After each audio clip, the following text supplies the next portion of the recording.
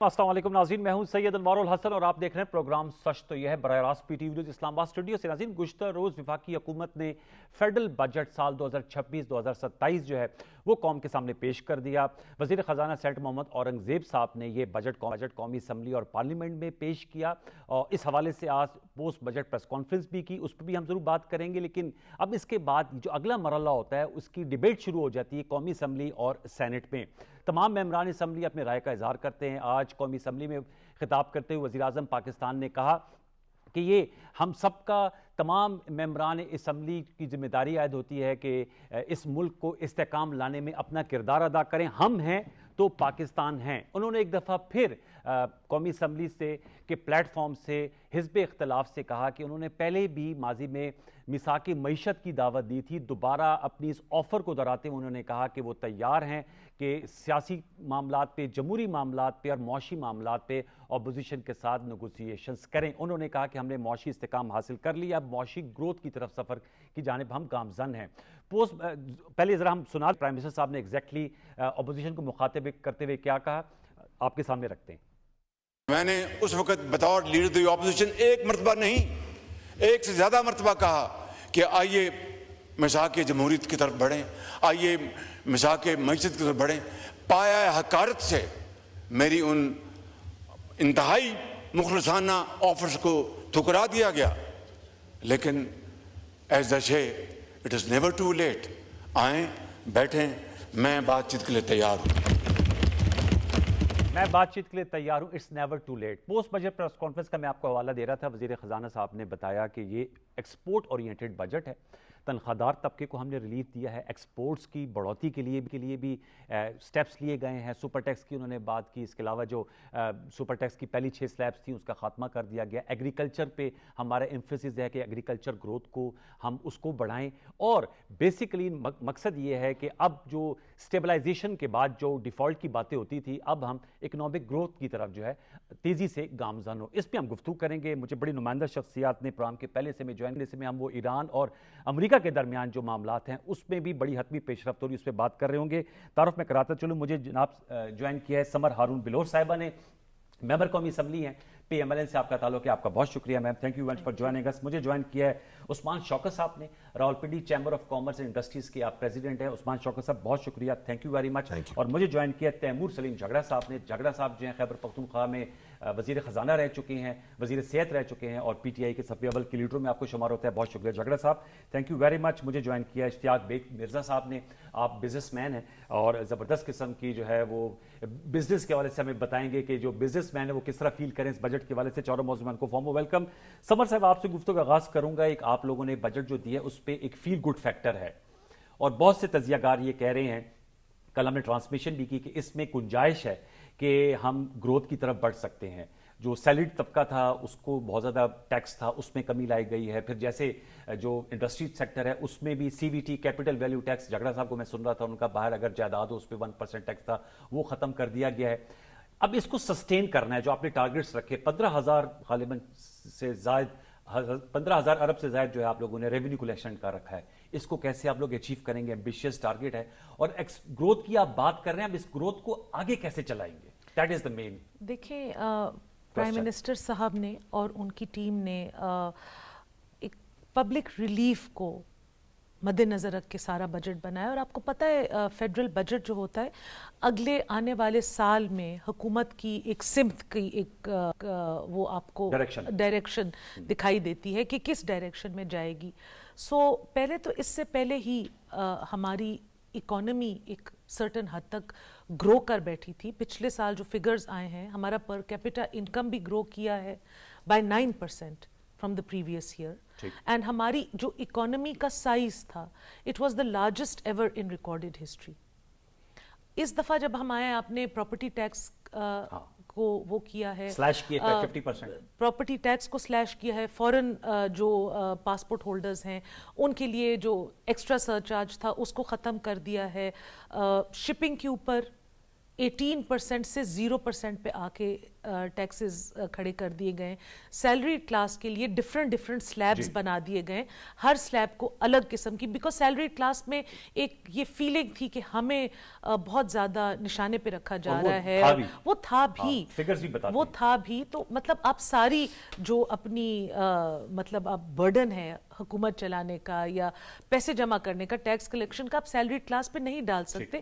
حکومت نے یہ کیا ہے, حکومت نے یہ جو پراپرٹی ٹیکس میں جو شپنگ میں ایک واضح کمی کی ہے, ایکسپورٹ ٹیکس کو مارکیٹلی کم کر دیا, 40% ایکسپورٹ ٹیکس کو کم کر دیا ہے, سپر ٹیکس جو ایکسپورٹرز پہ تھا across the board, across all sizes of industry, اس کو ختم کر دیا ہے.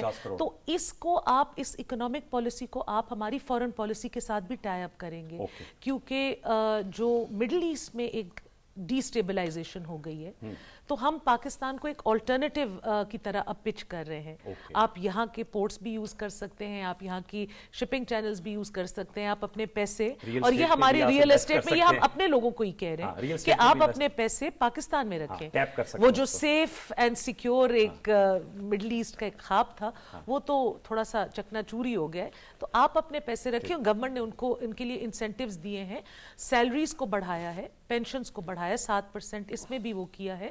سو I think there is, us budget سے فیل ہوتا ہے کہ جو آن گراؤنڈ فیکٹرز تھے, جو لوگ بازاروں میں, ڈرائنگ رومز میں جو کمپلینٹس کر رہے تھے, they have been listen to and they have been addressed. Jhagra sahab, آپ سے جاننا چاہوں گا, میڈم کی گفتگو آپ نے سنی, ریلیف اورینٹیڈ ہے, ایکسپورٹ اورینٹیڈ ہے, اور جو انہوں نے کہا ڈسکشنز ہوتی تھی, اور کچھ ہم نے آپ کو بھی سنا جب آپ مختلف شوز میں تھے, تو آپ نے کہا تھا کہ بہت زیادہ ٹیکس ہوتا ہے, جو بیرون ملک اثاثے شو کریں, آپ نے اپنا بھی ذکر کیا, تو ان کو اس پہ بھی ٹیکس, وہ ٹیکس بھی ختم ہو گیا. یہی بات ہو رہی تھی کل, وزیر خزانہ نے کہا کہ وہ آلریڈی اس ملک پہ ٹیکس دیتے ہیں, تو اس کا کوئی ایڈوانٹیج ہے, اس کو ختم کر دیا گیا. سپر ٹیکس بھی 15 سے 50 کروڑ, 50 کروڑ سے جو اوپر ہے ان کو 10 سے 8% تنخواہ دار طبقے کے لیے. سر, یور تھاٹس؟ دیکھیے, میرے خیال میں بجٹ جو ہے, اور بالخصوص جہاں پہ پاکستان کھڑا ہے, وہاں پہ بجٹ یہ نہیں ہو سکتا کہ جی ہمارے پاس 100 روپے میں ابھی 2 روپے کی بجٹ آ گئی ہے, اس میں 8 آنے یہ لے لے, 4 آنے یہ لے لے, 50 پیسے یہ لے لے, ٹھیک ہے جی, بس ہم اس سے زیادہ کر نہیں سکتے تھے. آپ اس سے بھی کم کر لیں, لیکن آپ جینوئنلی مجھے سمت دکھائیں, ٹھیک, کیونکہ پاکستان ابھی اور یہ انکریمنٹلزم افورڈ نہیں کر سکتا. ٹھیک, سمر بی بی کو نوٹس دیے ہوں گے, شی اسٹرائیڈ ہر بیسٹ. کل اختیار ولی صاحب بھی جو ہے وہ بھی جو ہے, دیکھیں ان کی اکنامک ٹیم تو سامنے نہیں آتی ہے, بٹھائیں ان کو سامنے, لیٹس ٹاک. ٹھیک ہے جی, 4-5 چیزیں آپ کہتے ہیں فیل گڈ. ویسے میں یہ فیل گڈ کا بھی ایسے ہی بتا دوں, یہ وہ ہے, میں تو 10 سال دبئی میں رہا ہوں, یہ سمر کو بھی پتا ہوگا, کافی یہ وزٹ کرتی رہتی ہے. آج کل تو ویزا ہی ملنا مشکل ہے. وہاں پہ ایک دکان ہوتی ہے پیئر کارڈان. اچھا, پیئر کارڈان ایک پرانا فرینچ جو ہے وہ برانڈ ہے. اوکے, اس کا جو رائٹس ہے دبئی میں کسی چینی فارم نے لیا ہوا ہے. وہ کیا کرتے ہیں کہ 400 درہم کا سوٹ پہ پرائس ٹیگ لگا دیتے ہیں 2000 درہم کا, پھر کہتے ہیں کہ جی اس پہ 90% جو ہے وہ ڈسکاؤنٹ ہے, 75% 400 میں آپ لے لیں.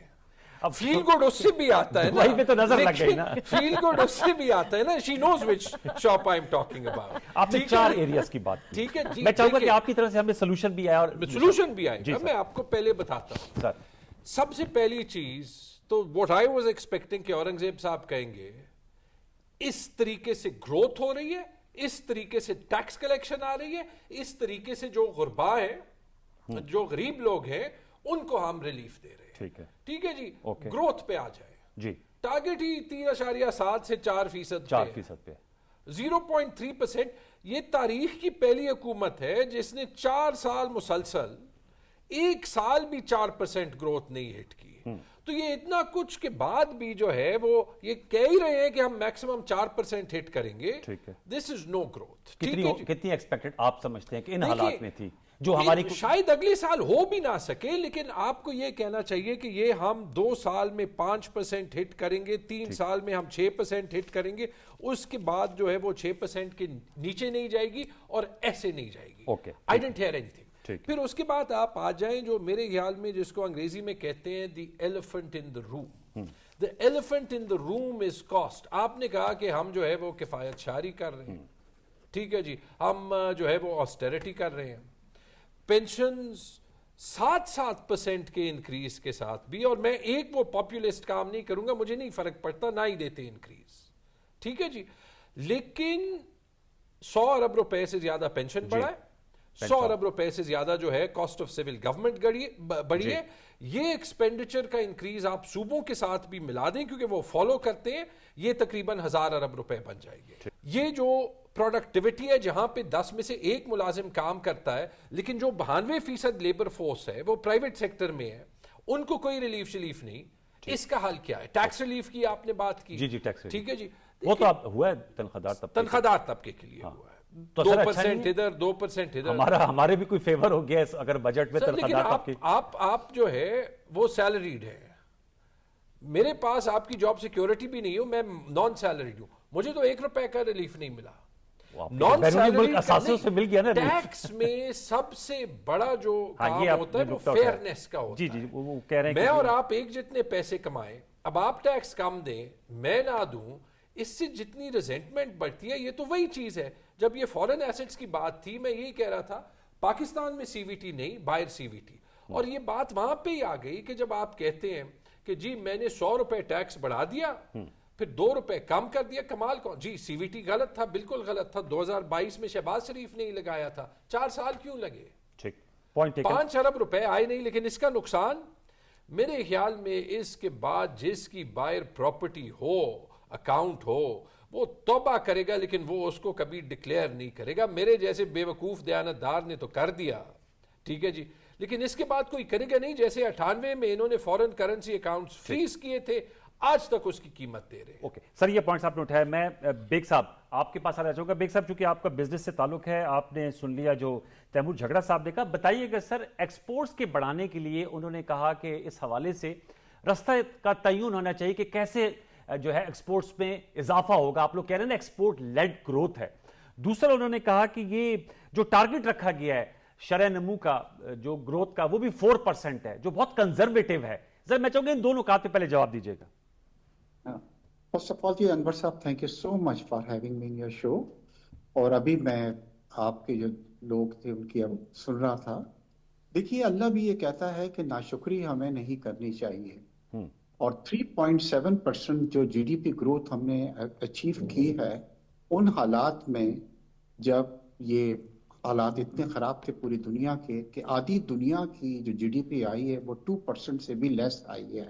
کیونکہ یہ ایران، امریکہ اور اسرائیل کی جو وار ہوئی ہے اس نے پوری دنیا کی معیشت کو جو ہے وہ بہت زیادہ چیلنجز دیے ہیں. اور میں کئی ایسے ملکوں کو بتلا سکتا ہوں کہ جہاں پہ جو جی ڈی پی ہے وہ 2% سے بھی کم آئی ہے، بڑے بڑے کنٹریز کی. کیونکہ آئل کے پرائزز جب $70 سے لے کے آپ 100 کو کراس کر جائیں گے تو پاکستان جیسے کنٹری کے اندر $6 to 8 بلین ہمیں زیادہ پے کرنے پڑے ٹو امپورٹ دا آئل، جس نے ہماری پوری گروتھ کو، میں یہ سوچتا ہوں کہ 4% ہوئی ہے، بٹ آدھا پرسنٹ بھی لاسٹ اٹ بیکاز آف یہ کرائسس جو تھے گلف کے اور یہ جس سے آئل پرائسز کو بڑے ہوئے.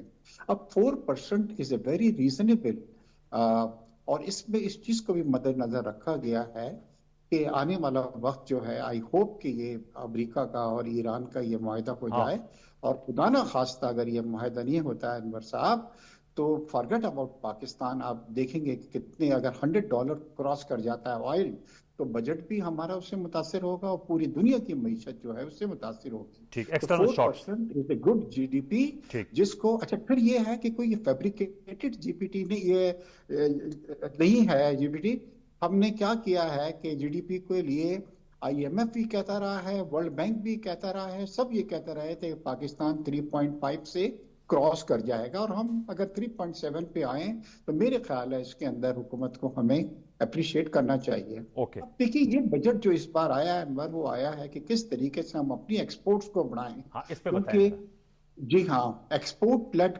گروتھ جو ہوتی ہے وہ بہت امپورٹنٹ ہوتی ہے ملک کے لیے. آلدو آپ ڈالرز جو ہیں اور دوسری جگہوں سے بھی امپورٹ حاصل کر سکتے ہیں، مگر جب آپ ایکسپورٹ اپنی بڑھاتے ہیں تو اس سے آپ کو امپلائمنٹ جو ہے، کیونکہ اس بار جو ہم نے یہ دیکھا ہے کہ انپلائمنٹ ہماری تھوڑی سی بڑی ہے، اور اس کو کم کرنے کا واحد جو حل ہے وہ کیا ہے کہ کس طریقے سے ہم اپنی ایکسپورٹ کو بڑھاتے ہیں. اب ایکسپورٹ کو بڑھانے کے لیے دو چیزیں ہیں جو ہمیں کافی وہ کری. ایک انرجی کاسٹ جو ہے ہماری پوری ریجن کے اندر جو ہے وہ سب سے زیادہ ہے. اچھا، ہماری دو طرح کی ایکسپورٹس ہیں. ایک تو ٹریڈیشنل ایکسپورٹ ہے. ٹریڈیشنل ایکسپورٹس میں کیا ہوتا ہے انور صاحب، ہم عام طور پہ وہی ٹیکسٹائل کے کپڑا ہم نے ایکسپورٹ کر دیا، ہم نے گارمنٹ ایکسپورٹس کر دیے، ہم نے یہ ٹاول ایکسپورٹس کر دیے. مگر اب کیا ہو رہا ہے کہ ہمارا جو را مٹیریل تھا، جو کاٹن ہوتی ہے، پچھلے کئی سالوں سے اس کی پیداوار اتنی کم ہو گئی ہے کہ ورچولی ہمیں کاٹن جو ہے وہ امپورٹ کرنے، یعنی کہ پاکستان بھی اب ایک بنگلہ دیش کی طرح بنتا جا رہا ہے جو کہ اپنی پوری کاٹن کو امپورٹ کرتا ہے اور پھر اس کے بعد ویلیو ایڈیشن کرتا ہے. ورچولی پاکستان کی بھی یہی حالت ہے کہ اب ہماری 2 سال سے بہت زیادہ خراب ہماری فصل جو ہے وہ کاٹن کی ہوئی ہے، اور پاکستان نے کافی کاٹن کو سر اپنے آرگومنٹ کو مکمل کیجیے گا. سر اب آ جائیں دوسری طرف، یہ ہے کہ I T is one area جس میں اس بار بھی ہم نے 5 بلین جو ہے مطلب اس کی ہے. مگر میں ہمیشہ یہ کہتا رہا ہوں اپنے کالمز میں بھی، انڈیا کی جو آئی ٹی ایکسپورٹ ہے وہ $200 بلین کی ہے. 5 بلین تو کچھ نہیں ہے. میرے خیال ہم ایزیلی 10 بلین اس سے اچیو کر سکتے ہیں، اور اس سے ہمارے پڑھے لکھے لوگ ہیں ان کو جابس بھی ہوں گے. تو میرے خیال ہے کہ جو نیکسٹ ٹارگٹ رکھا گیا ہے 4% جی ڈی پی کا، میں آپ کو یقین دلاتا ہوں یہ کوئی اتنا ایمبیشیس ٹارگٹ ہے ہی نہیں. وہ تو کہہ رہی ہے کنزرویٹیو ہے، زیادہ بڑا ہونا چاہیے تھا. بیگ صاحب وہ تو نہیں سر، اس کے صاحب کا استدلال یہ تھا کو ساتھ رکھا گیا ہے کہ ہمیں آئل کی پرابلمز آئیں گی، کیونکہ اگر ہمارا یہ معاہدہ ہو بھی جاتا ہے امریکہ کا تو یہ مت سوچیں کہ نہر سوئس فوراً کھلے گی اور 70 پہ یا 65 پہ آئل ہو جائے گا، تو یہ کنسیڈر رکھنا پڑتا ہے. بیگ صاحب تھینک یو. میں دوبارہ لوٹ کے آتا ہوں سر، آپ کا سر نکتہ آ گیا تھا. آپ کے میں چاہوں گا عثمان شوکت صاحب، سر آپ سے بھی جانوں گا. ظاہر بات ہے آپ چیمبر کو جو ہے وہ ریپرزینٹ کرتے ہیں. وزیر اعظم صاحب سے بھی آپ کی ملاقات ہوئی بجٹ سے پہلے. آپ بتائیے گا کہ آپ اس بجٹ کے حوالے سے جو نکات سمر صاحبہ نے اٹھائے، جو جھگڑا صاحب نے اور جو بیگ صاحب نے، ہاؤ ڈو یو ریسپونڈ؟ جی سب سے پہلے بہت شکریہ پروگرام پہ مدعو کرنے کے لیے. بہت شکریہ آنے کا سر. جی تھینک یو. یہ دیکھیں بجٹ جو تھا یہ کل جب آیا ہماری پرائم منسٹر صاحب سے اس پہ ملاقات بھی ہوئی لاسٹ ویک تمام بزنس کمیونٹی کی، اور یہ تسلسل تھا جو بہت عرصے سے ہمارا ہو رہا تھا. اور اس دفعہ اچھی بات یہ تھی کہ بزنس کمیونٹی کو انگیج رکھا گیا. منسٹری آف فائنانس نے، ایس آئی ایف سی نے، ایف بی آر نے، اور پرائم منسٹر صاحب نے فائنل ملاقات کی کہ بجٹ پہ بات ہو سکے. دیکھیں ہمیں بھی معلوم تھا کہ آئی ایم ایف کی کمپلشنز ہیں، ہمارے پاس فسکل سپیس نہیں ہے، ہم کرنا بہت کچھ چاہتے ہیں لیکن ظاہر ہے کر نہیں پاتے جب تک یہ ہماری فسکل سپیس ہمارے پاس نہیں ہے. تو لہٰذا دیکھیں اس بجٹ کو ہم ایک اسٹیبلائزیشن کا ہی بجٹ کہیں گے. ہر طرف سے ہمیں یہی آواز آ رہی ہے کہ جو اس وقت میکرو اکنامک سچویشن ہے وہ الحمدللہ بہت اسٹیبل ہے، اور اس بجٹ نے اس کو فردر سولیڈیفائی کیا ہے. دیکھیں we should give the government credit where it's due. الحمدللہ میکرو اکنامکلی آج ہم چند سال پہلے جب $4 بلین کے ریونیوز تھے، فارکس ریزروز تھے، آج ہمارے پاس 17 بلین پلس ریزروز ہیں. کرنٹ اکاؤنٹ ڈیفیسٹ بہتر ہے، ہماری انفلیشن کے نمبر ڈیفیسٹ میں بھی کمی آئی ہے. جی کمی آئی، سرپلس ہوا ہمارا فار دا فرسٹ ٹائم پچھلے سال میں. اور اس کے ساتھ ساتھ we have also been able to raise the per capita, وہ بھی ہماری بڑی ہے. اور دیکھیے ڈالر اسٹیبل ہے، ہماری روپی کو اسٹرینتھ ملی ہوئی ہے. اور سب سے بڑی بات کہ اس وقت ہمارا انفلیشنری پریشر بھی کم ہے. 38% ہماری انفلیشن تھی آج سے چند سال پہلے، آج ہم 8% یا لیس دین 8% کے قریب ہم جا رہے ہیں. تو یہ ایک بہت اچھی خوشائند بات ہے. اور اس بجٹ نے اس میکرو اکنامک اسٹیبلٹی کو مزید سولیڈیفائی کیا ہے. دیکھیے جو سیلریڈ کلاس پہ جو ٹیکس ریٹس کم ہوئے خوشائند بات ہے. آئی ٹی سیکٹر پہ دی گئی مراعات، ہم نے کنسٹرکشن اور ریئل اسٹیٹ پہ بھی سنا کہ کچھ ٹیکس کم کیے گئے. اس کے ساتھ 40+ انڈسٹری لنکڈ ہوتی ہے، وہ کک سٹارٹ ہوگی. تو لہٰذا یہ سی وی ٹی جو ہوا، ہم نے جو ایکسپورٹ ٹیکس کم ہوا، اس سے بھی فرق. لیکن دیکھیے جو ہم فیل کرتے ہیں کہ اسٹیبلٹی کا بجٹ ہے، گروتھ کا بھی اسٹل فیل روم ابھی بھی اس میں موجود ہے. اچھا، ہم نے پرائم منسٹر صاحب سے یہی بات کی کہ جو گروتھ ٹرانسفارمیشن ہے وہ ہمیں ابھی اس میں نظر نہیں آئی. کیا ہو سکتی ہے اگر ون لائنر آپ مجھے جی اگر میں بات کروں کہ ایس ایم ای سیکٹر کے لیے ہمیں کچھ بہت زیادہ نظر نہیں آیا. دیکھیں ایس ایم ای سیکٹر ہمیشہ کہتے ہیں کہ بیک بون ہوتا ہے اکانومی کی، مڈل کلاس وہاں سے آتی ہے.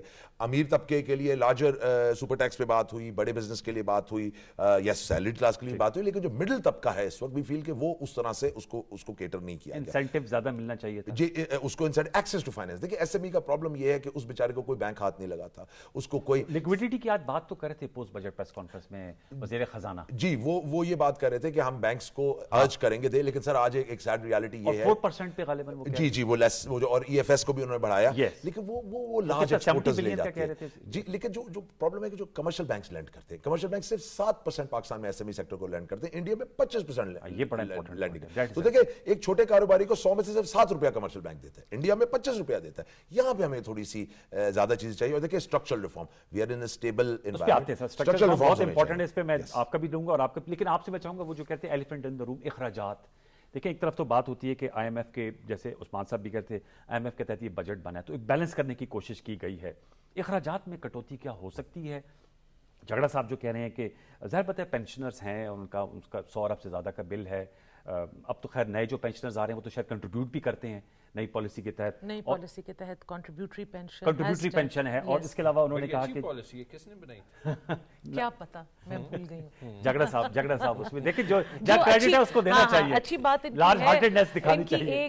ایک لوتی اچھی بات, لیکن جھگڑا صاحب نے جو آج باتیں کی ہیں اچھی باتیں کی ہیں, لیکن آپ کو نوٹس ملے ہیں نہ مجھے کہاں سے نوٹس ملے. جھگڑا صاحب سوری میں معذرت چاہتا ہوں, اصل میں اختیار ولی کو ملے تھے, وہ پڑھ رہا تھا تو اگر میرے تو اپنے ہینڈ رائٹنگ میں لکھے میں. جھگڑا صاحب اگر کاش کے کچھ notes leader of the opposition کو آج دیتے. اچھا 75 منٹ ان کی, انوار بھائی ہم نے سپیچ سنی ہے, ہاتھوں میں پین کاغذ لے کے, پرائم منسٹر صاحب بھی بیٹھے ہوئے تھے, وہ شروع ہوئے ڈورنڈ لائن سے, گئے وہ ایلفنسٹائن, میجر ایلفنسٹائن اور پشاور کے بالاسار فورٹ اور ہم سارے افغان قوم, وہ it's a whole other debate. Like I mean ہم سب ان کو اس بات پہ کافی زیادہ چیلنج کرنا چاہتے تھے, لیکن انہوں نے بجٹ کے اوپر کوئی بات ہی نہیں کی. دیکھیں میرے بھائی یہاں پہ چیمبر سے بیٹھے ہوئے ہیں, انہوں نے کچھ چیزوں کی تعریف کی, کچھ ایس ایم ای کا ہاں اسمال میڈیم انڈسٹریز کو پن پوائنٹ کیا. It's a good point, I agree, ہونا چاہیے. ہم تو سوچیں اخراجات میں کمی, دیکھیے وہ بھی اچھی بات ہے, لیکن جھگڑا صاحب کو یہ بھی ریئلائز کرنا چاہیے کہ یہ لوگ ہی ہر وقت مہنگائی چیخ رہے ہوتے ہیں. پینشنرز کی پینشن ہم زیادہ نہ کرتے, تنخواہیں زیادہ نہ کرتے, تو پھر یہ لوگ کہتے کہ ظلم ہو گیا, مہنگائی ہو گئی, پیٹرول مہنگا ہو گیا, لوگ جی نہیں سکتے. دیکھیں آج پرائم منسٹر صاحب نے کہا کم لیٹ سٹ, تو میں تو سوچ رہی تھی, پہلے میری دو باتیں تھی. ایک تو میں نے سوچا تھا کہ جو بجٹ میں ہم سے چیزیں رہ گئی ہیں, لائک ہم سارے جو ٹریجری بینچز کے لوگ تھے, ہم سوچ رہے تھے, ہم نے تھوڑا سا ورک کیا تھا کہ پی ٹی اے ٹیکس میں کٹوتی ہو, وہ نہیں ہوئی. اب ان کا کام تھا, leader of the opposition 75 minute بولے ہیں, انہوں نے بجٹ ریلیٹڈ کسی چیز پہ بات نہیں کی. ادھر ادھر کی ساری باتیں, کون کہاں پہ پاپی کی کاشت کر رہا ہے, ڈورنڈ لائن کیسے بنی, he didn't talk on the budget. It's a wasted opportunity. اب پرائم منسٹر نے ان کو کہا ہے کہ میں بیٹھنے کے لیے تیار ہوں, آئیں بیٹھیں, سب کے سامنے کا ہے, علام کا ہے. اس کے بعد بھی آئیں بائیں شائیں ہر قسم کی بات ہو گئی, لیکن ان کی آفر کے اوپر کسی نے کوئی کامنٹ نہیں کیا. بیرسٹر بہت بولے. پھر یہ جب ان کے لیے حالات کبھی کبھی ٹف ہو جاتے ہیں, ان کی برداشت سے باہر ہو جاتے ہیں, تو سارا نزلہ حکومت پہ نکلتا ہے کہ حکومت ہمارے ساتھ بیٹھتی نہیں ہے, سنجیدہ نہیں ہے. Prime minister of Pakistan floor of the national assembly پہ ٹیلی وائزڈ ایڈریس میں کہہ رہے ہیں I am ready to talk. Jhagra sahab اس پہ کیا امر ماننے ہیں؟ دیکھیں اگر آپ کی جو سجیشنز ہیں آپ ٹی وی ٹاک شو میں بتاتے ہیں تو اکراس دا ٹیبل, ابھی آپ کہتے ہیں نا ان کی اکنامک ٹیم سامنے آئے, اگر پرائم منسٹر صاحب کہہ رہے ہیں تو آپ ان کی اکنامک ٹیم سے بات چیت کریں. آپ تو اس دن میں سن رہا تھا اورنگزیب صاحب مزمل اسلم کی بڑے معترف تھے کہ انہوں نے بڑا اچھا کنٹریبیوٹ کر رہے ہیں, تو آپ بھی اس پوزیشن میں رہیں, یو کین آلسو, آپ لوگوں نے تو بڑا اس پہ کام کیا. نہیں پتہ سمر کیوں ہنس رہی ہے, بٹ دیکھیں جہاں تک پرائم منسٹر صاحب کی بات ہے, اگر وہ سیریس ہیں ٹاکس کے بارے میں, اینڈ ہی از اوپن, نہیں ایک بات کہنے کی ہوتی ہے, ایک بات کرنے کی ہوتی ہے. اگر وہ سیریس ہیں, دیکھیں آپ اگر پی ٹی آئی کو جو ہے وہ نہیں ٹرسٹ کرتے نا, ٹھیک ہے جی, عاشق زئی صاحب تو ان کے ساتھ بڑا ٹائم گزار کے آئے ہیں, he needs to be serious. Ashiqzai is a serious politician. جورن لائن کی بات ہے, ویسے سمر نے پوری زندگی یہی باتیں سنی ہیں, یہ پچھلے سال میں جو ہے ان سے تنگ ہو کے اس طرف آئی ہوں نا, اور باتوں سے نالا ہو بجٹ کے موقع پہ تو جیسے آپ بتا میں ذرا بجٹ پہ دو تین, اور ایس ایم ای پہ بھی آپ بتائیے گا, اور ریفارمز کی جو بات کی عثمان شوکت, میں نے تو آلریڈی ریفارمز کا کہہ دیا نا. میرے خیال میں اپنی پارٹی کے پوزیشن کے علاوہ بھی پاکستان کے پاس اور انکریمنٹلزم کا ٹائم نہیں ہے. آئی نو کہ اورنگزیب صاحب کو یہ پتہ ہے, آئی نو کہ آپ پی ایم ایل این کے کسی اکنامک ٹیم سے بات کریں, یار ہم سائز کم نہیں کر سکتے, وہ پولیٹیکل ویل ہی نہیں ہے, ٹھیک ہے جی, this is not good enough any more, this is about the people of Pakistan. بس دو تین باتیں بتاؤں. یہ جو فگرز ہیں نا, یہ نہ کہیں کہ ان فگرز کی کتنی کریڈیبلٹی ہے. یہ میں نے 2-3 بار سنا ہے G D P per capita کا فگر $1901. یہ چھوڑ دیں کہ روپے ڈالر کا جو ایکسچینج ریٹ ہے وہی غلط ہے، ورنہ 280 نہیں 285 پہ میں آپ سے ڈالر لینے کے لیے تیار ہوں، مجھے دے دیں. وہ 5 روپے آپ رکھ دیں لیکن آپ مارکیٹ میں 285 سے پر ڈالر 278 200. ہاں وہ سرکاری ریٹ ہے نا، ڈھونڈ لیں نا مارکیٹ میں کہہ رہا ہوں میں آپ سے 285 پہ لے لوں گا لیکن آپ مارکیٹ میں 285 پہ جو ہے ویسٹرن یونین کی دکان پہ جائیں آپ کو مل جائے گا. دیکھ لیتے ہیں نا. وہ اسپیسیفکلی آپ ایجوکیشن کے لیے باہر بھیج رہے ہوں، those are the only things جس پہ آپ کو ملتے ہیں. بٹ آپ آئیں پچھلے سال کی جی ڈی پی پر کیپٹا پہ جو اس سال لکھی گئی ہے کہ میرے خیال میں $1750 ہے، لیکن پچھلے سال کا سروے اٹھائیں $1850 ہے. تو یعنی اگلی سال جب ہم اکنامک سروے اٹھائیں گے تو یہ 1901 1801 بن جائے گا. مطلب یہ وہی بات ہے نا، گروتھ کی بات کر رہے ہیں آپ. اٹھائیے ایگریکلچر کا سیکٹر، گندم کا حال آپ نے دیکھا، آلو کا حال آپ نے دیکھا، کپاس کا حال ہمیں پتہ ہے کہ 1/3 کراپ جو ہے وہ رہ گئی ہے، لیکن ایگریکلچر میں گروتھ ہوئی ہے. اصل میں پاکستان میں ساری گروتھ اکانومی میں پی ایم ایل این کے دور میں بھینسوں، شیپ اور بکریوں کی ہوتی ہے، لائف سٹاک کی ہوتی ہے. سر آج جو وہ کہہ رہے تھے زرخیزی اسکیم ہم نے لانچ کی جس میں کولیٹرل فری ہم لونز دے رہے جا رہے ہیں. 262 ارب روپے کا جو ہے نا ایگریکلچر میں 100 بلین روپیز زراعت کے ملیں گے. ایگریکلچر میں جو سب سے بڑا چیلنج ہوگا وہ ہوگا ایگریکلچر انکم ٹیکس کا، کیونکہ آئی ایم ایف سے یہ انٹروڈیوس تو کرا دیا گیا ہے. کلیکٹ کیسے ہوگا، اس میں پٹواری رشوت کیسے نہیں لیں گے، خزانے میں آئے گا کیا.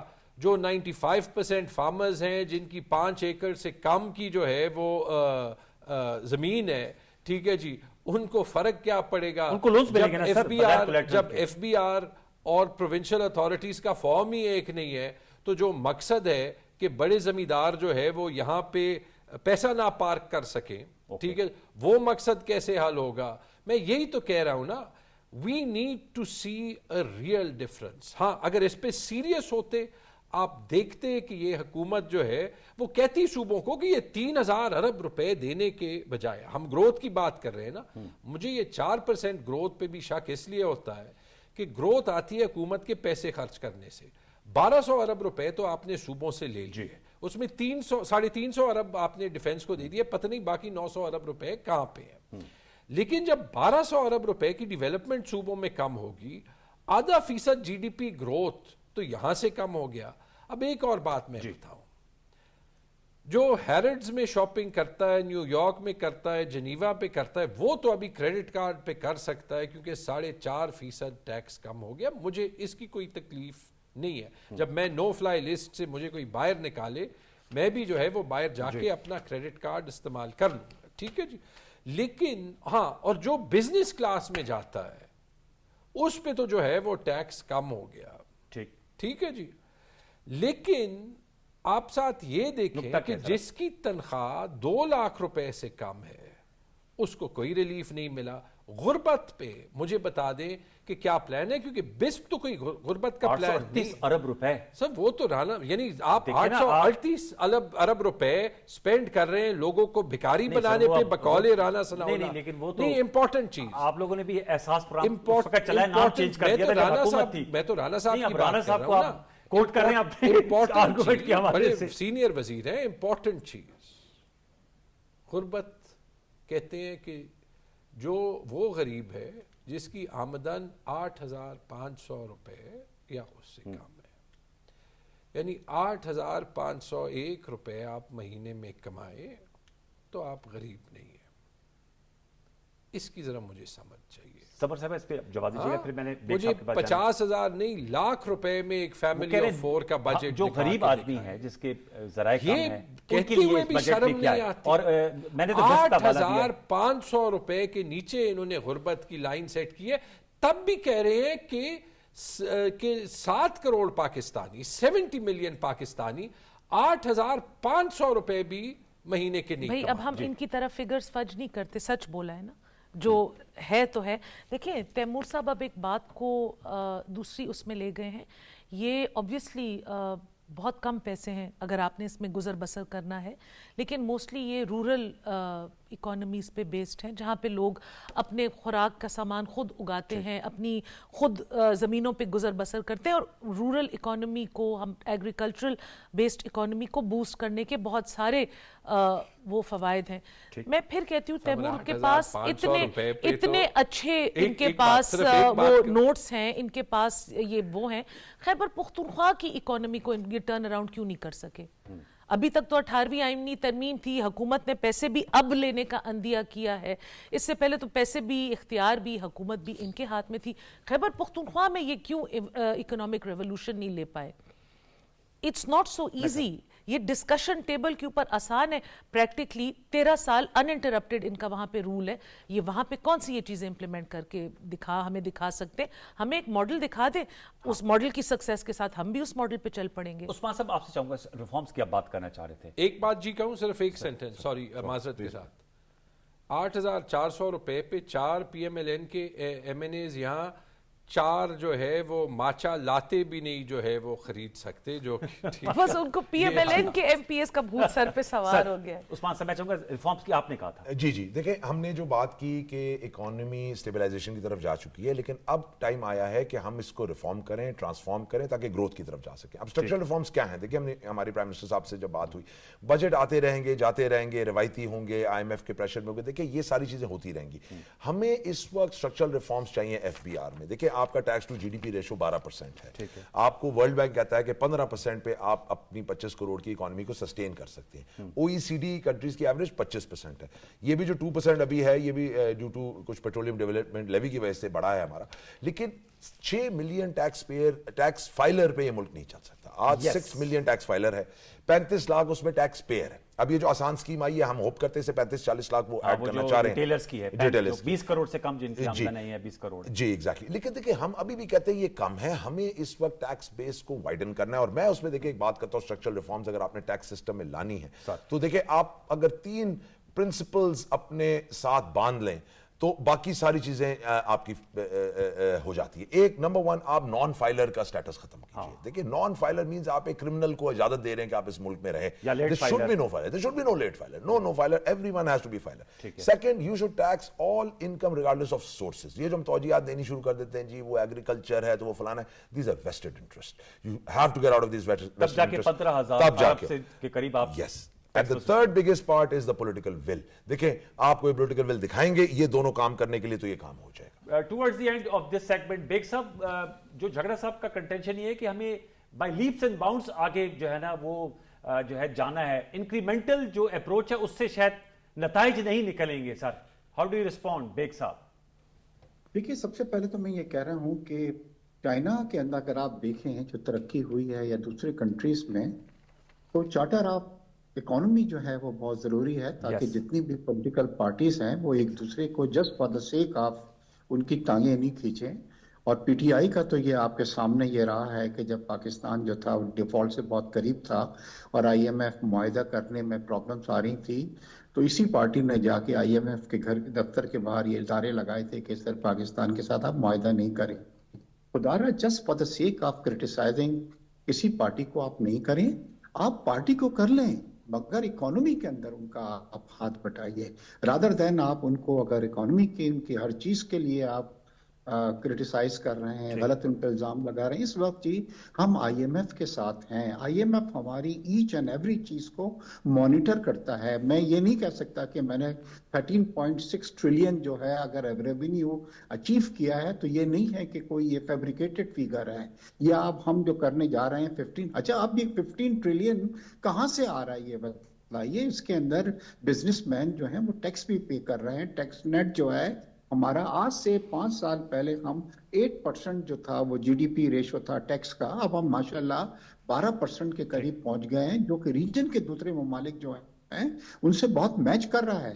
چیزیں امپروومنٹ کی طرف جاری ہیں. ہماری سب سے بڑی پرابلم یہ رہی ہے کہ جب اکانومی بہتر ہو گئی, ہمارے ریزروز بہتر ہو گئے, یہ جنگ جو شروع ہوئی ہے اس نے ہمیں بہت زیادہ چیلنجز اس سے ہمیں پاکستان کو, اور پھر بھی الحمدللہ ہمارے پاکستان کی حالت وہ نہیں رہی ہے. انڈیا میں آپ جائیں کہ لوگ مر گئے ہیں, وہاں پہ لائنیں لگی ہوئی تھی. ہمارا یہاں پہ پیٹرول مہنگا ضرور ہوا ہے مگر اویلیبلٹی جو تھی وہ موجود تھی. تو ان حالات کے اندر یہ ٹارگیٹ 3.7 کا میں سوچتا ہوں اپریشیٹو ہے, اور جو نیکسٹ ٹارگیٹ ہے وہ آپ دیکھیں گے کہ وہ بھی اچیو ہوگا, کیونکہ جو ریونیو کا ٹارگیٹ اب 15 پوائنٹ جو رکھا گیا ہے وہ 11% زیادہ ہے compare to last target what we achieve. اور وہ اچیویبل ہے آپ کہہ رہے ہیں, اچیویبل ہے جی انشاءاللہ. تو آپ دیکھیں گے آنے والی جی ایکسپورٹ کے اندر ہمیں تھوڑا سا کرنا پڑے گا, اور حکومت نے ایکسپورٹ میں کچھ کنسیشنز کے اندر بھی دی ہیں, ایکسپورٹرز کی کچھ باتیں بھی رکھی ہیں, سپر ٹیکس کے اندر بھی آپ نے دیکھا ہے کہ کمی لے کے آئے ہیں جو بزنس مینوں کی کافی یہ ڈیمانڈ تھی, تو یہ چیزوں میں بہتری آئی ہے, اور انشاءاللہ اس کے ریزلٹس آپ دیکھیں گے کہ ہماری آئی ٹی کی ایکسپورٹ بھی بڑھے گی, ہماری ٹیکسٹائل کی بھی بڑھے گی, اور ایگریکلچر پہ بھی کافی اس بار زور دیا گیا ہے تاکہ وہ بہت ضروری ہے کہ ایگریکلچر ہمارے اچھی پرفارم کرے. اوکے سر, ظاہر یہ تو آن گوئنگ ڈیبیٹ ہے اور اس پہ ہم اپنی ڈیبیٹ کو جاری رکھیں گے. بارکیف ہمارے سیگمنٹ کا ختم ہو جاتا ہے. آپ کا بہت شکریہ تیمور جھگڑا صاحب, آپ کا بہت شکریہ عثمان شوق, سمر بلور صاحبہ اور مرزا اشتیاق بیگ نے ہمیں جوائن کیا. ویورز اس پہ ہم ڈسکشن کرتے رہیں گے کیونکہ اس کی مختلف جہتیں ہیں.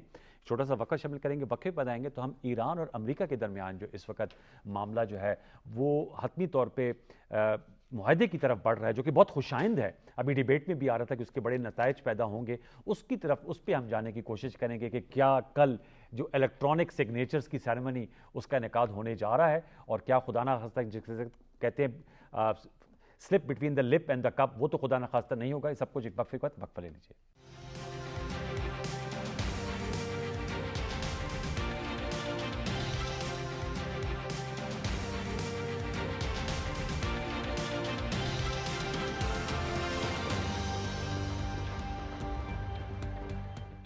Welcome back viewers. اچھی خبریں آ رہی ہیں امریکہ اور ایران کے درمیان. پرائم منسٹر محمد شہباز شریف صاحب کا پوسٹ بھی آیا تھا سوشل میڈیا پہ جس میں انہوں نے کہا we are closer to a peace deal than ever before with finalization likely expected in the next 24 hours. یہ آپ کے پرائم منسٹر صاحب کی ٹویٹ آپ دیکھ سکتے ہیں. اس میں انہوں نے باقاعدہ یہ کہا ہے کہ 24 گھنٹے کے اندر جو ہے یہ 24 گھنٹے کے اندر یا 24 گھنٹے میں یہ اس کی الیکٹرانک سگنیچرنگ ہو جائے گی.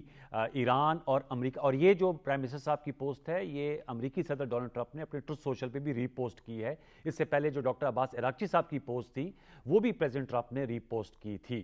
اس حوالے سے ہم جاننے کی کوشش کریں گے کہ اس کے کیا جو ہے وہ مراحل ہوں گے, اور یہ معاملہ جو ہے وہ انشاءاللہ کوئی سپوائلر جو ہے وہ خراب اب نہیں کرے گا. جاوید ملک صاحب نے مجھے جوائن کیا ہے.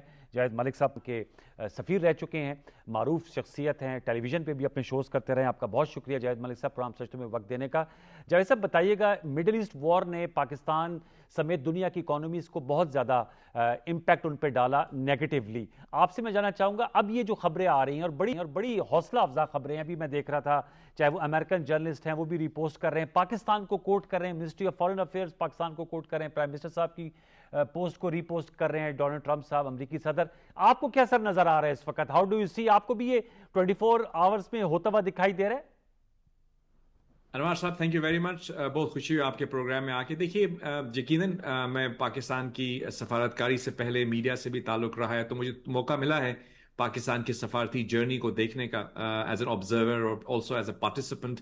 میں سمجھتا ہوں پاکستان کی جو ڈپلومیٹک جرنی ہے ہم اس میں اس وقت ایک سنہرے باب میں کھڑے ہیں. پاکستان اس وقت دنیا کے سفارتی افق پر میں سمجھتا ہوں ایک جگمگاتا ہوا ستارے کی مانند ہے. اور یہ کوئی میں کلیشے نہیں کہہ رہا, یہ وہ الفاظ ہیں جو میں سنتا ہوں واشنگٹن میں, لندن میں جب میری بات ہوتی ہے بہت اہم ترین لوگوں کے ساتھ جو سفارتکاری سے بھی تعلق رکھتے ہیں, میڈیا سے بھی تعلق رکھتے ہیں. بیکاز پاکستان کے بارے میں آپ جانتے ہیں انوار بھائی کہ کچھ منفی نیوز ہی ہمیں ملا کرتی تھی کچھ زمانہ پہلے, لیکن اب الحمدللہ ہماری جو فارن آفس کی ٹیم ہے اس کی محنت بھی اس میں بہت اہمیت کی حامل ہے. لیکن جو لیڈرشپ ہے پرائم منسٹر شہباز شریف صاحب کی, فارن منسٹر کی, اور اس سے بڑھ کے بھی میں کہوں گا field marshal general Asim Munir sahab نے جس طرح سے ڈپلومیسی کو ایک نیا رنگ دیا ہے, میں سمجھتا ہوں پاکستان اس وقت دنیا میں ایک امن کے سفیر کے طور پر جانا جا رہا ہے. اور آف کورس یہ ایک بہت ہی پیچیدہ مسئلہ تھا, آپ جانتے ہیں امریکہ اور ایران کے درمیان جو کانفلکٹ ہے یہ کئی سالوں سے چل رہا ہے. یعنی 47 ایئرز پہلے جب ایران کے اندر یہ ریجیم آئی تو اس وقت سے بہت ہی ان کے درمیان تند و تیز جملوں کا تبادلہ بھی ہوتا تھا, جنگیں بھی ہوئی, اور آف کورس ان کے درمیان بہت زیادہ ایک خلا تھا انڈرسٹینڈنگ کا. تو پہلی دفعہ پاکستان کی سفارتی کاوشوں سے ہم نے دیکھا کہ اسلام آباد ٹاکس ہوئے اور وہاں پہ پاکستان نے ایک بہت ہی میں سمجھتا ہوں بریک تھرو کی ڈپلومیسی کے جاوید اندر. بھائی اب یہ بتائے گا یہ تو ایک پس منظر ہو گیا سر، جو پیش منظر ہے وہ اب آپ کو کیا نظر آ رہا ہے؟ سپوائلرز تو نہیں کوئی اس پہ کردار اپنا ادا کریں گے؟ آپ نے دیکھا اسرائیل ایک سپوائلر کا رول ادا کرتا ہے، لیبنان میں ایگریشن کر دیتا ہے، وہاں پر انگریس کرتا ہے، لٹانی ریور کراس کر جاتا ہے. میں آپ سے جاننا چاہوں یہ اب جو اس وقت ایک فیلنگ ہے اور ایک بہت زیادہ نظر آ رہا ہے کہ انشاءاللہ معاہدے کی طرف معاملہ بڑھ رہا ہے، آپ سمجھتے ہیں پائے تکمیل تک پہنچے گا؟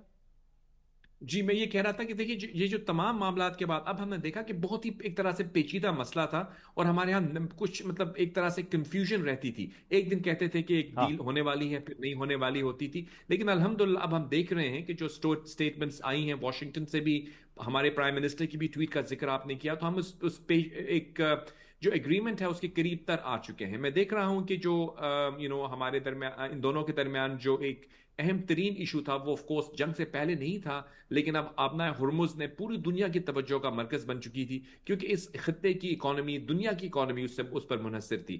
سب سے پہلی بات تو مجھے لگتا یہ ہے کہ جیسے ہی یہ ایگریمنٹ سائن ہوگا، جس کی کنفرمیشن نہ صرف واشنگٹن سے ہوئی ہے، اسلام آباد سے ہوئی ہے، بلکہ ایران کے جو فارن منسٹر ہیں آپ جانتے ہیں ان کی بھی سٹیٹمنٹ اس کے بارے میں ہے کہ اسلام آباد ایگریمنٹ جو ہے وہ بہت جلد ہونے والا ہے.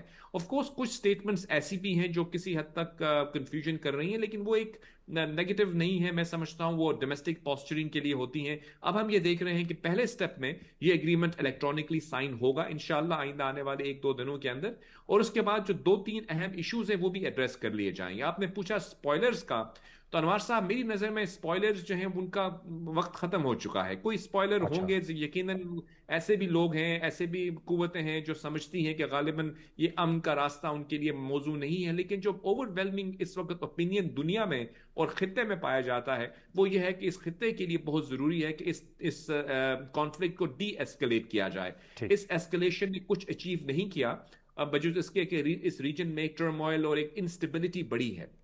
میں سمجھتا ہوں کہ اس حوالے سے ہمیں کریڈٹ دینا پڑے گا ہمارے گلف ممالک کو بھی، جنہوں نے ڈسپائٹ دا فیکٹ کہ ان پر حملے کیے گئے لیکن اس کے باوجود انہوں نے ریسٹرینٹ دکھائی، اور اس سارے پروسیس کے اندر قطر کا، یو اے کا، سعودی عربیہ کا بہت کلیدی کردار رہا ہے اس مسئلے کو حل کرنے میں. میں ٹوٹلی ایگری، بڑا اسٹریٹجک پیشنس کا انہوں نے مظاہرہ کیا. ذوالفقار میتھو صاحب بھی ہمارے ساتھ موجود ہیں، تجزیہ کار ہیں لاء اسٹوڈیو سے. ذوالفقار میتھو صاحب آپ کی کیا اسیسمنٹ ہے؟ ایمبیسڈر جاوید ملک صاحب کی آپ نے گفتگو سنی، ان کا آپٹمزم ہے اور انہوں نے کہا کہ اب سپوائلرز جو ہے وہ کردار ادا نہیں کر پائیں گے. آپ کے پاس کیا خبر ہے اور آپ سمجھتے ہیں کہ اب ہم معاہدے کے قریب ہیں؟ دوست اس کے سٹیجز ہوں گے، جیسے پرائم منسٹر صاحب نے کہا کہ پہلے معاہدہ جب ہوگا اس کے بعد ٹیکنیکل لیول کی ٹاکس ہوں گے، اور میرے خیال میں اس میں وہ پیچیدہ معاملات آئیں گے، نیوکلیئر ڈسٹ کے اور دیگر جو فروزن ایسڈز کے معاملات ہیں.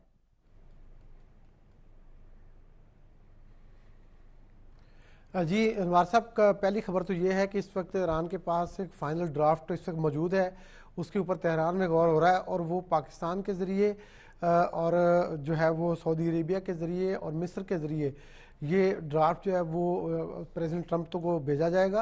اور اس کے بعد پھر یہ جو آپ کہہ رہے ہیں 24 گھنٹے والا معاملہ پرائم منسٹر پاکستان نے کہا ہے، یہ بہت ہی انہوں نے جو ہے وہ باوثوق بات کی ہے. اس بات پہ دونوں فریق راضی ہیں، ایران بھی اور امریکہ بھی. لیکن جو آپ سپوائلر والی بات کر رہے تھے ملک صاحب کے ساتھ، وہ یہ ہے کہ اسرائیل کے پاس واقعی اب گنجائش ختم ہے. اسرائیل نے جو سو کالڈ وہ وہاں پہ یلو لائن کریٹ کی ہے for the negotiation to the Lebanon for the long time ceasefire, یہ جو ابھی میں بات کر رہا ہوں، یہ جو پہلا مرحلہ یہ 2 فیزز میں ہونا ہے، تو فرسٹ فیز صرف یہ ہے کہ یہ سی بی ایم کے طور پہ لیا جائے گا اور اس میں 60 دن کی جنگ بندی ہوگی انکلوڈنگ لیبنان. اور امریکہ جو ہے اس نے اس بات کی ذمہ داری اٹھائی ہے، جو ایران کا پہلے بھی مطالبہ تھا کہ آپ اسرائیل کو اس بات پہ مجبور کریں گے کہ وہ کسی قسم کا فائر اس طرف سے نہ آئے، اور دوسری طرف ایران یہ گارنٹی کرے گا کہ جو وہاں پہ حزب اللہ ہے وہ اسی طرف سے اسرائیل کی طرف فائر نہ دے. اور جب تک یہ اگلا معاہدہ نہیں ہو جاتا 60 ڈیز کے اندر، تب تک یہ دونوں اپنی اپنی جو پوزیشنز ہیں اس کے اوپر رہیں گے. پہلی بات تو یہ. اب بات یہ ہے کہ وہ ایشوز کیا ہیں جس کے اوپر معاملہ جو ہے سر میں آپ کی بات کاٹ رہا ہوں، لیکن یہ بتاتا چلوں کہ پریزیڈنٹ ٹرمپ نے بھی، میں آپ کے پاس دوبارہ لوٹ کیا تو میتھو صاحب، لیکن یہ میں جاوید صاحب آپ کی بھی کے لیے اور ویورز کے لیے بھی، پریزیڈنٹ ٹرمپ کی جانب سے بھی جو ٹویٹ آیا ہے اس میں بھی انہوں نے کہا ہے کہ Iran agreement, U S Iran agreement is scheduled to get signed tomorrow, strait of Hormuz is open to all. جی میتھو صاحب یہ بھی پریزیڈنٹ ٹرمپ نے بھی کہا ہے. جی میتھو صاحب. جی میں یہی کہہ رہا تھا. اچھا میں یہی کہہ جی میں یہی کہہ رہا تھا کہ انوار صاحب کے اسٹریٹ آف ہرموز کو کھولنے بلاکٹ ختم ہوگا اور ایران اس کو کھول دے گا. یہ فرسٹ فیز میں یہ باتیں طے ہو رہی ہیں. اور اس کے بعد جو آپ کو پتا ہے بڑا ایشو جو ہے وہ نیوکلیر معاملہ ہے ایران کا, اور اس کے اوپر ایران کے جو سپریم لیڈر ہیں وہ جو شہید ہو گئے وہ بھی یہ کہتے تھے کہ ہم یہ ویپن آف ماس ڈسٹرکشن یا ایٹم بم نہیں بنانا چاہتے. تو یہ معاملہ تو طے ہے کہ جو اسرائیل بار بار یہ دہراتا ہے کہ آپ ایران کو نو نیوکلیر ویپن کے اوپر راضی کریں, تو ایران اس بات پہ پہلے ہی راضی ہے. تو یہ معاملہ مزید مثبت جانب بڑھے گا اور یہ ہوگا. لیکن ایک اور جو معاملہ جو دوسرا ہے وہ یہ ہے کہ ایران کے جو فروزن ایسٹس ہیں وہ انفریز کی ہونے ہیں. تو جو سی بی ایم میں جس کو کہہ رہا ہوں کہ پہلے مرحلے میں ہونا ہے اس میں جو ہے وہ $12 بلین کی بات چل رہی ہے کہ یہ جو ایم او یو ہوگا اس میں شاید یہ $12 بلین کا معاملہ بھی آئے گا. اور اگلے معاملے میں پھر جو سینکشنز ہیں اس پہ آئیں گے. ذرا میں جاوید ملک صاحب سے اس کا جواب لے لوں. جاوید ملک صاحب آپ سے بھی جاننا چاہوں گا, آپ نے گلف کنٹریز کی بات کی تھی, یہ جو فروزن ایسٹس کی انفریزنگ ہے اور یہ اس پہ کوئی آپ کے پاس بھی خبر ہے؟ $12 ارب کی بات کر رہے ہیں مہتو صاحب جو ایران. دیکھیے پہلی سٹیپ میں جب یہ اسٹریٹ آف ہارموز کھلتی ہے اس کے بعد جو 3 اہم ایشوز ہیں جن کے اوپر ایک جو ہے وہ of course unfreezing of the assets ہے. میری نظر میں وہ تمام فیزڈ آؤٹ ہوگا. کانفیڈنس بلڈنگ میجرز آپ کہہ سکتے ہیں اس کو, لیکن basically it will be conditional to certain safeguards. Iran کو اس چیز کو اشور کرنا ہے کہ وہ نیوکلیئر جو ہے وہ عزائم نہیں رکھے گا. میرے سے پہلے جو کولیگ بات کر رہے تھے انہوں نے کہا کہ ایران یہ کہتا ہے کہ وہ نیوکلیئر ویپن نہیں رکھتا, لیکن اگر وہ نیوکلیئر ویپن نہیں رکھتا تو پھر ٹنوں کے حساب سے جو یورینیم JCPOA ایگریمنٹ کے بعد نکلا تھا وہ کیوں تھا؟ ابھی بھی ان کے پاس جو یورینیم ہے, تو یہ اس چیز کو یوں کہہ دینا کہ ان کے سپریم لیڈر نے یہ کہا ہے, وہ آف کورس کہا ہوگا, وہ قابل احترام ہے ہم سب کے لیے, لیکن جو آن دا گراؤنڈ جو بات کی گئی تھی جب کبھی بھی JCPOA ایگریمنٹ کے بعد بھی جو انٹرنیشنل آبزرورز تھے وہ کہہ رہے تھے کہ کچھ ایسی سائٹس تھی جہاں پہ ایکسیس نہیں تھا. تو اب بہرحال وہ ایشو ایسا ہے جس کو ریزالو کرنا ہے. اور انوار بھائی میں یہ کہتا چلوں کہ جو نیوکلیئر کے حوالے سے جو پالیسی ہے یہ پریزیڈنٹ ٹرمپ کی نہیں ہے, نہ ہی یہ کسی ایک پریزیڈنٹ سے آپ اس کو لمٹ کر سکتے ہیں. یہ ایک اسٹیٹ آف امریکہ کی پالیسی ہے. یہاں پہ اوباما ہو, کلنٹن ہو, بش ہو, بلکہ میں تو یوں کہوں گا پورا یورپ جو ہے بلکہ دنیا میں تمام ممالک اس چیز پر ایگری ہیں کہ ایران کو ایک نیوکلیئر اسٹیٹ نہیں بننا. تو اس پر تو ایگریمنٹ آلریڈی ہے, ان کو اس چیز کو ایکسیپٹ کرنا پڑے گا. اور دوسری جو انہوں نے ذکر کیا کہ کچھ ایسے ایسٹس ہیں وہ بھی انفریز ہونا میری نظر میں بہت اہمیت کا حامل اس لیے ہے کہ دیکھیں ایران 47 سال سے ایک جنگ کی حالت میں ہے. اب ایران کے جو ایسٹس ہیں وہ فروزن ہیں. اگر وہ کانفیڈنس دے سکتا ہے ویسٹرن ورلڈ کو, ورلڈ ایٹ لارج کو, کہ وہ نیوکلیئر عزائم نہیں رکھتا, اس کے کوئی جارحانہ عزائم نہیں ہے, تو اس کے لیے بہت اچھا موقع ہے کہ وہ اپنی اسٹریٹجی ہے اس کا فوکس اکنامک ڈیولپمنٹ کی طرف کر دے. آپ جانتے ہیں کہ سینکشنز کے نیچے دبے ہوئے عوام جو ہیں وہ بہت اس وقت جو ہے اکنامک ہارڈشپس دیکھ رہے ہیں. لیکن ایران کے پاس بہت سارے آئل ہے, گیس کے ذخائر ہیں. اگر وہ چاہے تو اپنی ان تمام جو صلاحیتیں ہیں, اپنے جو ذخائر ہیں, ان کو پازیٹیولی یوٹیلائز کر سکتا ہے اور نیوکلیئر کی طرف فوکس کرنے کے بجائے ایک اکنامک پاور بھی بن کے ابھر سکتا ہے. تو میں سمجھتا ہوں یہ وہ راستہ ہے اس کے اوپر چل کے اس خطے میں بھی امن ہو سکتا ہے اور دنیا کو بھی ایشورنس ملے گی کہ ایران کے جارحانہ عزائم نہیں ہے. Fairly put up sir, thank you so very much. Javed Malik sahab آپ کا فسٹر پاکستان, ذوالفقار مہتو صاحب تجزیہ کار ہم سے گفتگو کر رہے تھے. It's all happening tomorrow. بہت سی باتیں تو یہ سامنے آ رہی ہیں. امریکی صدر کا بھی میں نے آپ کو جیسے کوٹ کر کے بتایا کہ بارک ریوٹ جو ہیں ایکزیوس کے جو نیوز ویب سائٹ ہے جس نے اس وار میں بہت سی خبریں بریک کی, وہ کہہ رہے ہیں کہ جی یہ کل ہونے جا رہا ہے. ہم بھی تمام نظریں مرکوز کیے بیٹھے ہوں گے. کل انشاءاللہ جب پروگرام میں دوبارہ آپ کی خدمت میں حاضر ہوں گے تو پتہ چل جائے گا کہ کیا الیکٹرانک سگنیچر ہو گئے. ہماری دعا اور خواہش یہی کہ ہو جائیں اور پھر معاملہ آگے بڑھے اور پوری دنیا سکھ کا سانس لے اور ایران کو بھی رسپائٹ ملے اور امریکہ جو ہے وہ بھی اپنی جو یہ جنگی مہمیں ہیں ان سے جو ہے وہ پیچھے ہٹے اور اسرائیل کو جو ہے وہ نکیل ڈالے رکھے. پروگرام سچ میں آپ کو کیسا لگا آج کا شو, اس کا فیڈ بیک دیجیے گا. کل تک لیے سید انوار الحسن اور سچ کی پروڈکشن ٹیم کو اجازت دیجیے. اپنا بہت سا خیال رکھیے. اللہ نگہبان.